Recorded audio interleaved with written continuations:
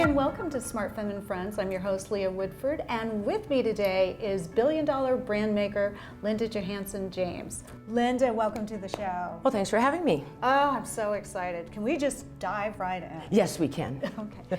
You know, there has been a rumor going around that retail is going away, and my theory is it's not going away, it's changing. Exactly. Can we talk about that a little bit? Yeah, would love to. You know, I've been in retail for 24 plus years, and you know, I spend most of my time in shopping malls. And I told my husband right from the very beginning when we had American Kiosk Management, I said, listen, honey, one or two things has to happen. We have to not let me go into the malls all the time because I'm spending more than I'm making. Shopping. Right. I'd come home with like 30 pairs of shoes. But shoes. I know shoes. Oh my God. But listen, 80% of people still are shopping in brick and mortar stores and still going into shopping malls. It doesn't seem like that because all you hear about now is all the stores that are closing. You hear about Amazon and all the people that are purchasing on Amazon. But what we have found being retailers and helping people to launch into retail is you just have to change your business model. People, especially the younger generations, the Generation Z and X, they have found that more than the millennials and us, baby boomers, they want that experience. They want to go into a shopping mall, and it's all about customer service. So we have always really believed in providing the best customer service, but they not only want that, but they want experiences, and they want us to be able to mirror the same pricing that they can get it for online.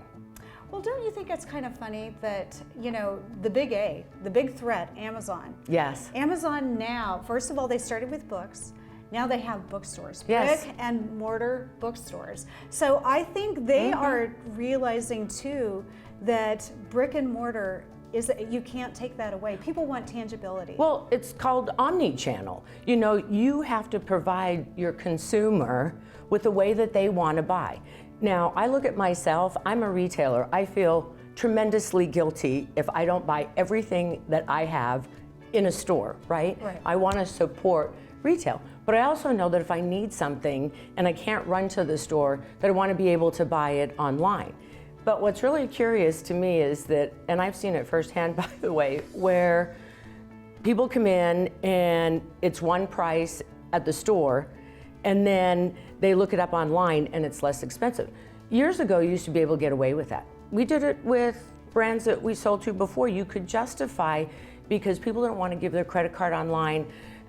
Shipping and handling, you had to think about that as well. But today, you could come up to me, and if I'm charging $10 or $15 more than what I'm selling it for online, they literally take their phone and say, I want this price. Wow, smart consumers. They are smart. Well, think about it. We Google everything. We do Google everything. And it's shocking to me that so many of the big box brand stores really failed to, it feels like they didn't really follow the consumer. Well, look at Macy's. They just announced closing 26 stores. Well, think about it. I think where the challenge is first of all, that they're not listening to the consumer, but secondly, they don't really understand you and I. So when we had Proactive and we were operating 500 staff locations in automated retail, we took the time to understand what the consumer was buying, and then we built our loyalty program around what the consumer wanted. So Leah, think about it. When was the last time you went into Nordstrom's, you bought something, and then the next time you heard from them in an email said, you know what, Leah, thanks so much for stopping in and buying that beautiful pink shirt. By the way, we have another brand that has pink. Have you ever gotten an email like that? Never. Now, does it not irritate you when you get an email telling you about the men's yearly sale? Yes. Because I'm like, but I'm not a man. I'm not a man, And what if you got a customized email? What if you got a customized email from the retailers? I firmly believe that God helps those who help themselves. And in retail, the retailers that refuse to change because this is the way we've always done it, you know, they're going to be the ones that are going to keep closing stores, are going to keep going away, and the brands that actually listen to the consumer, that provide an omni-channel experience and that take care of their customers, they're going to be around forever. Well, let me just walk this back. This is my theory, and you can tell me. I think a lot of these big brand stores, looking at their board, they're all men. Yes. And they're trying to reach the female target consumer, the largest. The U.S. woman has the largest consumer, we're the largest consumer base in the world, And yet, these guys are making our buying decisions for us, and how we buy, how we shop. That's right. Well, and it's crazy. And listen, I have to tell you that in my industry, doing specialty retail, so doing carts and kiosks and automated retail and pop-up stores, the women in my industry, the specialty leasing managers and the leasing managers, they're probably 90% women, and they have been instrumental in helping me grow as a retailer.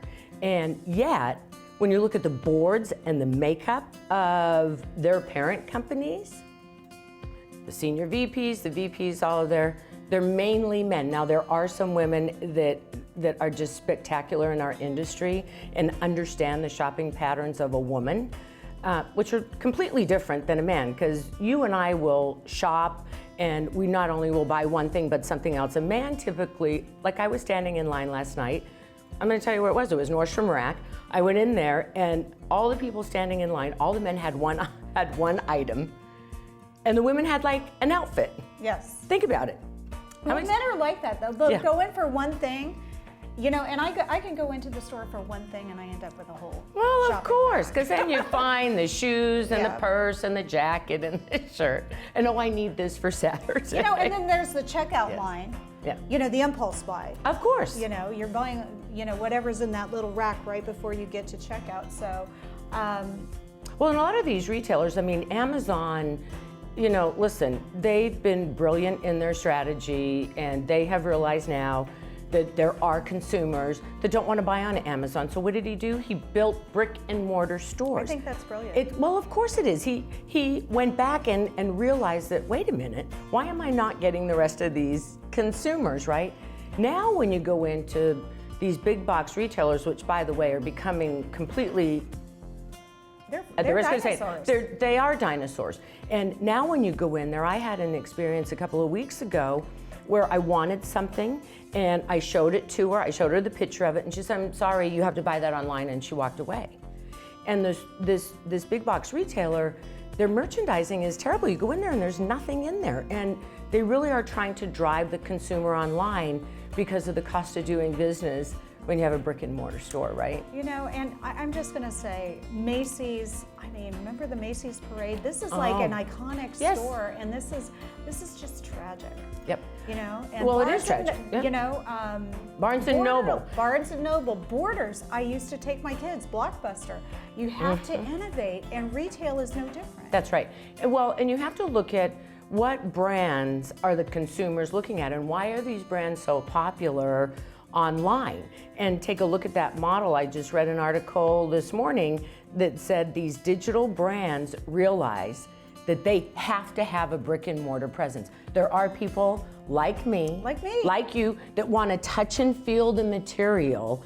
And I have to tell you, I never buy clothes online, not ever, or shoes. I don't. The only time I do is if I've tried something and you know the brand. And I know the brand, I know the size fits, and then I'll go online and I'll buy it because I've already been in the store and tried it on. Well, and with shoes, I have to try them on every time. Well, of course you do, because some I'm a 5.5. Yeah. Well, you're tiny. Well, my feet are. But yes. But the point is that I think the mall developers are finally understanding now, so they're bringing in more food concepts, more experiential concepts. In Las Vegas, in one of the casino retails, they're opening the first AI restaurant. Wow. In the world. Wow. So they're looking at, you have to test and try, and listen, you're not always going to be successful, right? But you have to test. This is a marketing expense. These retailers have to look at it, that the money that they're spending to test, whether it's a cart kiosk, a shop-in-shop, a pop-up store, automated retail, no matter what it is, you have to test it and get the consumers reaction to it. It may not always be successful. Some of the brands may not work, but at least then you're doing a face-to-face with a consumer.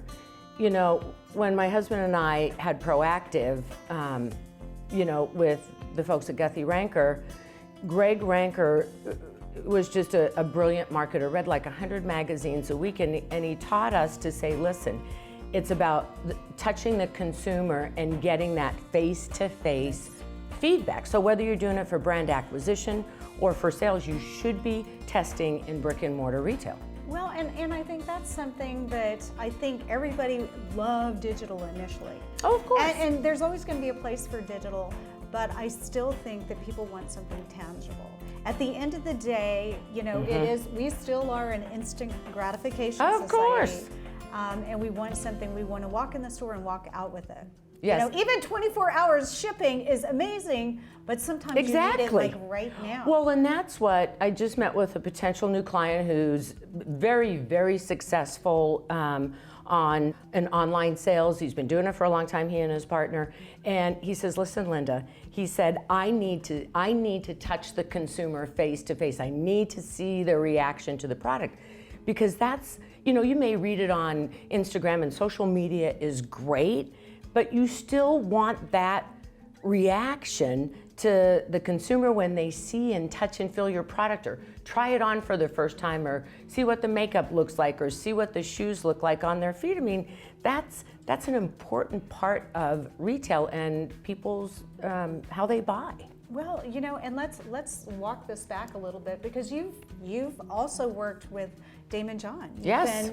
And let's face it, he's not an easy guy. I mean, he's very, very picky, and you have to know your game, because he's a shark. He is a shark, but but it was an absolute blessing for me. And you're in his book. Yeah. Well, yes. I know. I read the book, and I'm going, oh my God, Linda is in that book.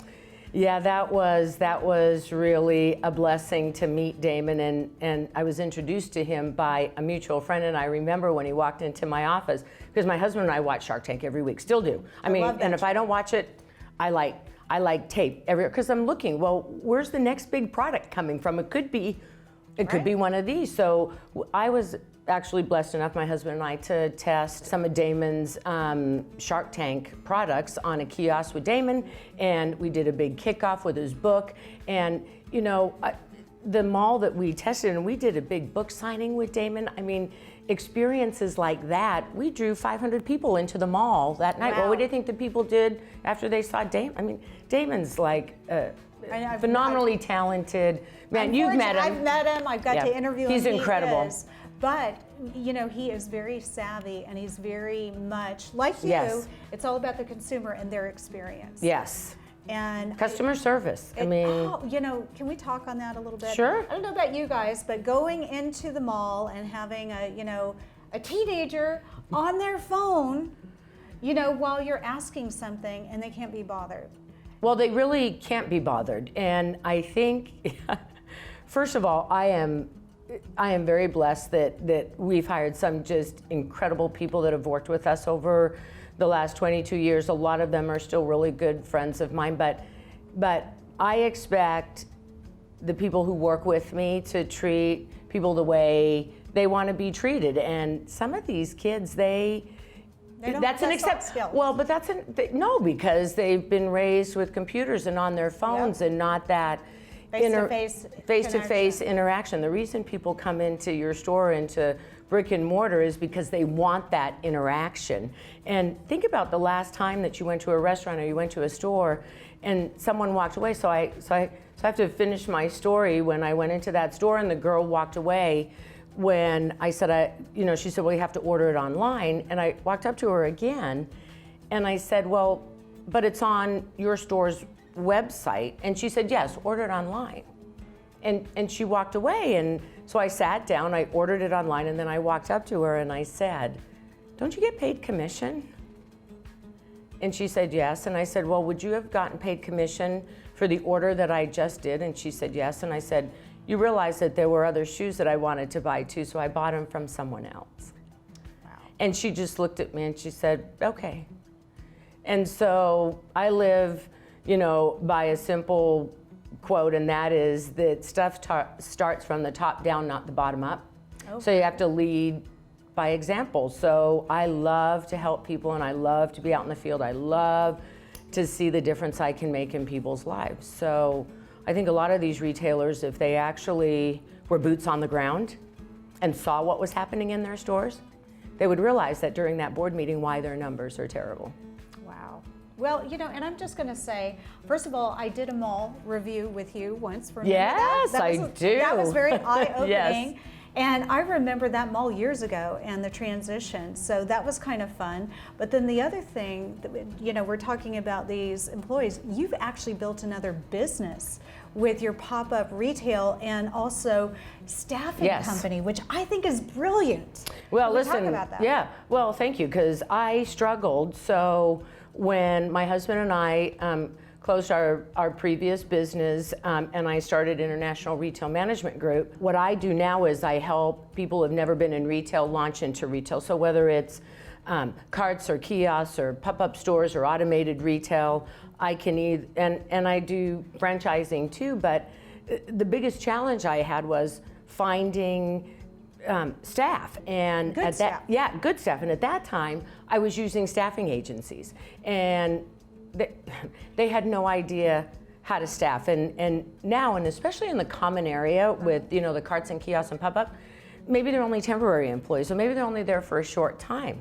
Well, unless you train them well and have them understand that, listen, it doesn't matter if you're here for a day, a week, or 10 years, every customer that you come in touch with, you have to provide the same service. And I just couldn't find companies to do that.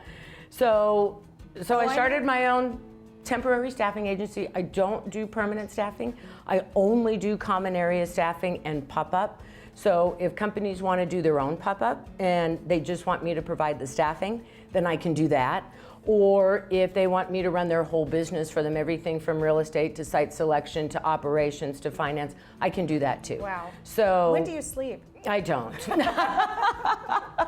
I don't, but I love it. We're running out of time, Okay. but I have one more question that I really, really want to talk to you about. I mean, you've worked with some major brands, Proactive, Jane Seymour, for goodness sakes. Yes. Does she really look like that? Yeah, I tell her I hate her all the time. No, I'm kidding, because she's beautiful inside and out, and she's fabulous, absolutely fabulous. But you've had major spokespeople, and you've been in the industry, and you're a woman.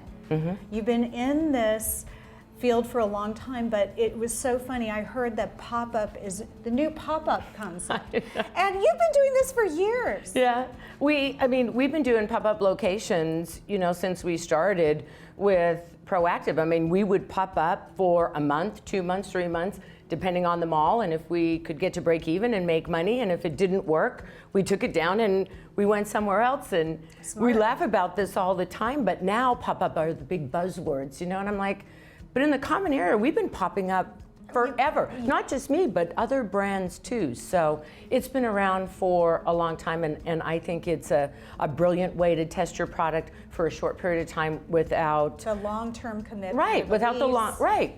And then if it works, then you can move on to something more permanent, but test it first. Oh my gosh, I could talk to you for hours. Will you come back? Yes, I will, thank you. Appreciate it. Thank you so much. Thank you. This has been Leah Whitford with Smart Femme and Friends. Thanks for watching.